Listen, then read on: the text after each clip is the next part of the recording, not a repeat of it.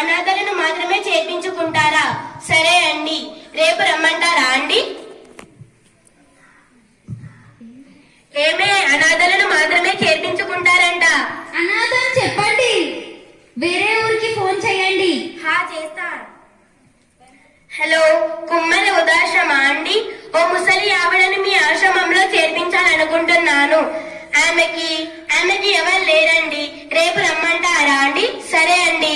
ఇవాళే వస్తున్నామని చెప్పండి. ఏం చెప్పాలో కూడా తెలియదు. చిచ్చి. ఏంటి నాన్న, నాన్నమ్మని ఎక్కడికి తీసుకెళ్తున్నారు? నీకెందుకే నోరు మూసుకొని చదువుకోపో. నువ్వు ఆగమ్మా. నాన్న, నువ్వు చెప్పు, నాన్నమ్మని ఎక్కడికి తీసుకెళ్తున్నారు? ఏం లేదమ్మా, నాన్నమ్మకు ఎక్కువ వయసు అయిపోతుంది కదమ్మా, ఇంట్లో సరిగ్గా చూసుకోలేకపోతున్నాం.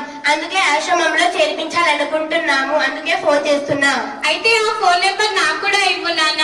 మీరు ముసలి వాళ్ళు అయినాక నేను కూడా మిమ్మల్ని అక్కడే చేర్పిస్తాను. చూడండి ఎలా మాట్లాడుతుందో. ఇది ఆ ముసల్దాని గారాబం వల్ల ఇలా తయారవుతుంది. నువ్వు ఆగమ్మా. ఇందాక నాన్నమ్మ ఇందాక పాచిపోయిన తిండి నాన్నమ్మకు పెట్టావు కదా, అదేదో నువ్వు తినొచ్చు కదా, లేకపోతే నాన్నకు పెట్టొచ్చు కదా, పోనీ నాకు పెట్టొచ్చు కదా. నాన్నమ్మ అంటే నీకు అంత కోపం ఎందుకు నాన్న? అమ్మా, నాన్న అయినా నీ బుద్ధి నీ తెలివేమైంది నాన్న?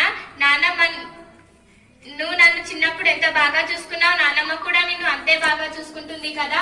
అయినా మీ ఇద్దరు నన్ను ఏం బాగా చూసుకోలేరు, నాన్నమ్మనే బాగా చూసుకుంటుంది.